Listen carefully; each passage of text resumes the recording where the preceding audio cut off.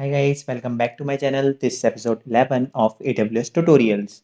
In this video, we'll see how to secure REST APIs using OAuth 2.0 using AWS Cognito and API Gateway.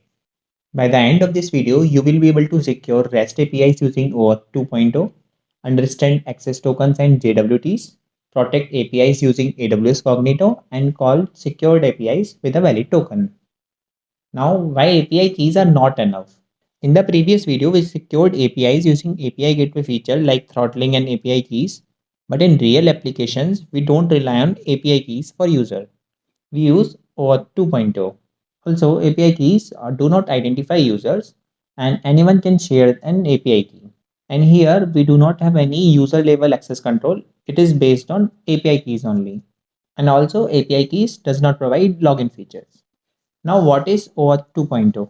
It is an industry standard for API authentication, and here it uses access tokens instead of passwords. We need to share access tokens while calling the request. That token represents whether the user is logged in or not, and it is used by Google, Amazon, GitHub, and almost all the companies are using this OAuth 2 only. So now in OAuth 2, we have these four components. So the first is client, who will call the API. Second is authorization server. So where the actual authentication will happen. So it's AWS Cognito. AWS Cognito is going to generate the login tokens and refresh the tokens and all. Now the third is access token. It is a JWT token, JSON Web Token. We'll see about this in this video. And the fourth is resource server, for which we need the authentication. So here in our case, it is going to be API Gateway Lambda. So in this video, we're going to create a Cognito user pool from scratch. We'll configure OAuth 2.0 flow, and then we'll protect our API gateway using JWT Authorizer, and then we'll call the APIs using Postman. So guys, this is going to be your flow diagram. Client will first make a login request to AWS Cognito. AWS Cognito will return JWT token to client. Now client will pass that token to this API gateway while calling an API. Now here this API gateway will validate that JWT token, and after the successful validation, it will pass the request to backend processor, that is Lambda. So now let's create a user pool in AWS Cognito. So guys, now we are in AWS console. Here you just make sure you are in the correct region and now search for Cognito.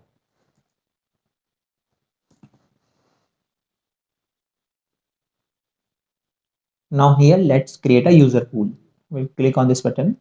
Here we'll select user pools, and now let's create a user pool. Here first we need to select an application type. Right now we are going to select single page application, and here let's provide our application name. Now here we need to configure sign in options. Okay, so here we'll select username only. So guys, this is the ID column basically. So let's say when we log into any site, so we need to provide either email ID, username or phone number, or in some sites we can provide any of these things. So similar is here. Right now we'll select username only. Guys, here we'll disable this self registration feature. Will not allow sign up in this case. Okay, admin is going to create the users here. Now we need attributes required here. So here we'll select email, and you can skip this return URL and create user directory.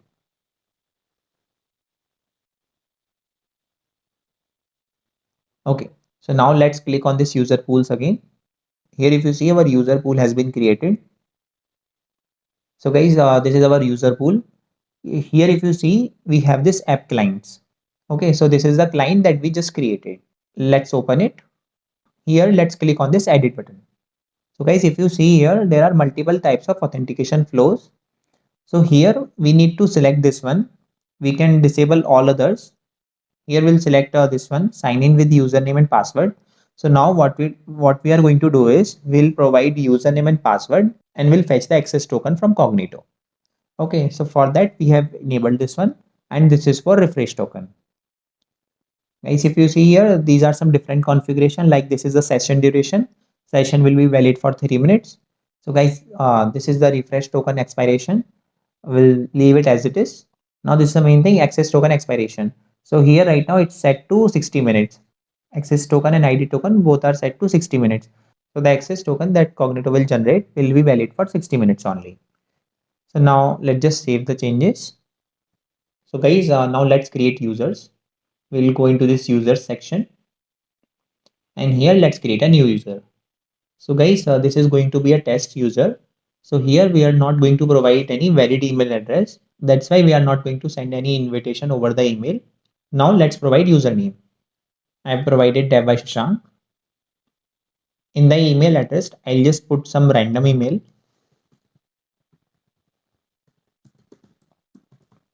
and make sure if you are putting some random email, just enable this checkbox. Okay, and here now let's set a temporary password, and let's create the user. So guys, if you see, a user has been created. This is the username. This is the email address that we have put. Here email verified is yes. Inside this confirmation status, it is written force change password. So guys, the thing is, before making any call, first we need to set our password. So guys, now our Cognito user pool is ready. Now let's create the backend process. For that, we'll create a Lambda function. Let's create a function. It is going to be very simple Lambda function. Let's provide the function name. Dev by Shashank API auth Lambda. In the runtime, we'll select Python 3.14, and let's create the function. So guys, our Lambda function has been created. Now let's go to the code section, and here we'll just log the event, and it will return hello from Lambda. Now let's deploy this code.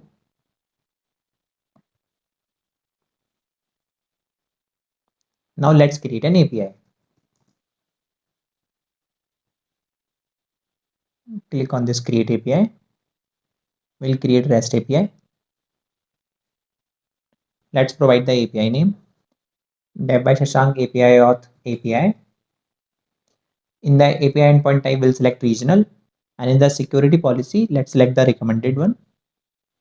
And let's create the API. Now let's create a resource. Here provide the resource name as auth testing, and create the resource. Now we'll create a method here. Let's select get. In the integration type, select Lambda function. Enable Lambda proxy integration. Here select the same Lambda that we created, and let's create the method. So guys, first we are going to test this method directly via Postman without any authentication. After that, we'll enable the authentication. So let's deploy this API. If you see here, this button is disabled. So reload this page. Now let's deploy the API. Let's create a new stage. Name it as dev and deploy it. So here, copy this invoke URL. Now we'll test it via Postman. So here we'll select get and paste that URL and click on the send button. So if you see here, status code is 200 and the message is hello from Lambda. Now let's enable authorization as well. So for that, first we need to create an authorizer. So for that, we'll go into this authorizer section, and here we'll create an authorizer. Let's provide the authorizer name, Cognito auth. In the authorizer type, we'll select Cognito. Now let's select the user pool that we just created. And in the token source, we need to provide authorization. So the thing is, while calling the API in the header section, we need to provide this authorization. And here in this authorization key, we'll pass the access token. So we'll see about this later. And let's create this authorizer. Now our authorizer has been created. Now let's go into this resources. Click on this get API. Now we'll edit method request settings. Let's click on this authorization and select Cognito auth that we just created. And just leave all the configuration as it is and save it. Now redeploy it. We'll select the same stage tab and deploy it. Now let's test it from Postman. So guys, now we have enabled authorization there. So guys, this request should not work without authorization. So let's try it. Here if you see, we got a 401 error, unauthorized. So guys, the thing is we need to provide access token. So for that, first we need to generate the access token from Cognito. So for that, let's create a new request. This is going to be a post method.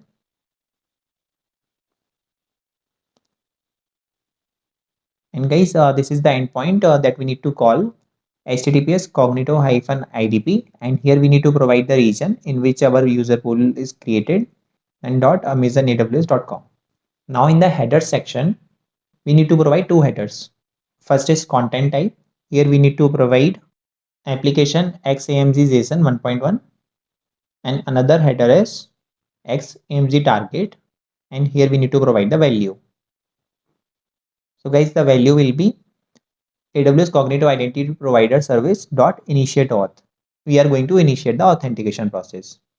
Now in the body, let's select raw and JSON here, and let's provide a JSON object. So here first we need to define the auth flow. So it is going to be user password auth. Now we have to provide client ID. So for client ID, let's go to Cognito. Let's click on this app clients, and this is the client ID. So just copy it and paste it there. Now let's provide auth parameters. So here we need to provide our username. So for the username, let's go into this users and just copy it from here. And here we need to provide that username. Now in password, so inside this password, we have to provide that value that we have put while creating that user. So I have put that simple password at that time. And now let's click on the send button. So guys, the response is 200. But if you see, we got a challenge. The challenge is new password required. So guys, if you see here in the confirmation status, it is written force change password. So the thing is, first we need to change our password. This thing we have to do only one time for this user. So let's do that. So here we got a challenge. It's saying new password is required for this user. And there is one more thing. It has initiated this session as well. Now the thing is, this session is valid for 3 minutes only. Now let's create a new request. This is also going to be a post. And here the URL will be the same.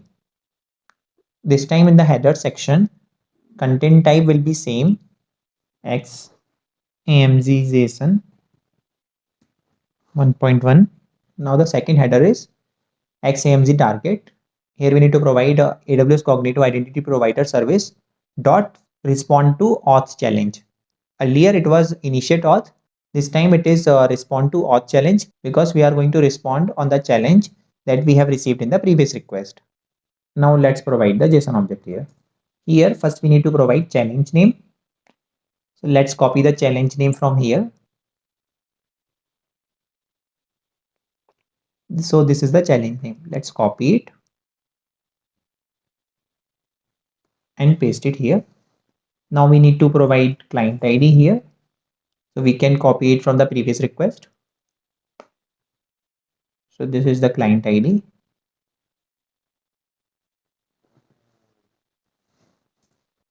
Now guys, we need to provide session here.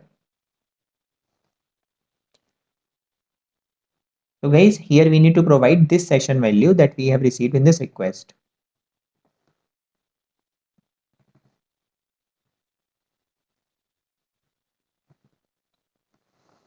Now we have to provide challenge response.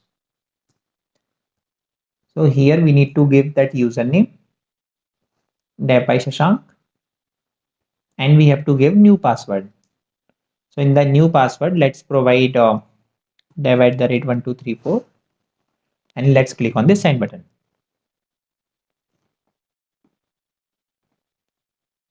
So guys, this is the JSON object that we sent. And here if you see, we got 400 error because the session is expired. The reason is session was valid for 3 minutes only. Let's go to that previous request again and invoke it. Now let's copy this new session value and pass it here.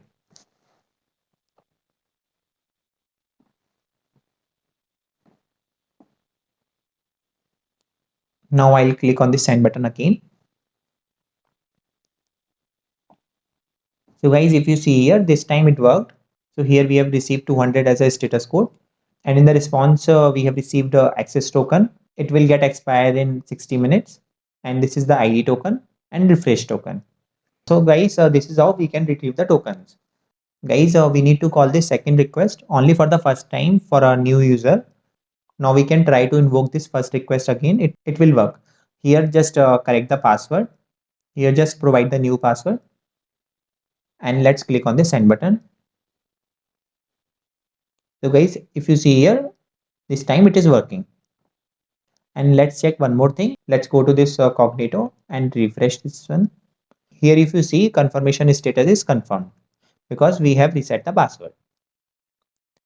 So guys, in our API gateway, we need ID token. Okay, so let's copy this ID token and let's put it in the first request. Here in the header section, we need to provide a key, that is authorization. And in the value, we have to write bearer space, and now we can paste the ID token.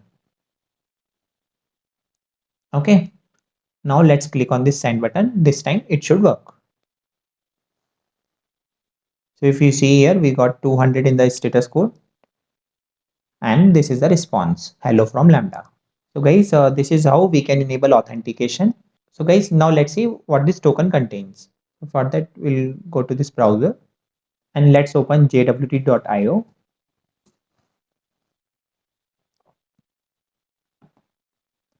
Let's paste the token here.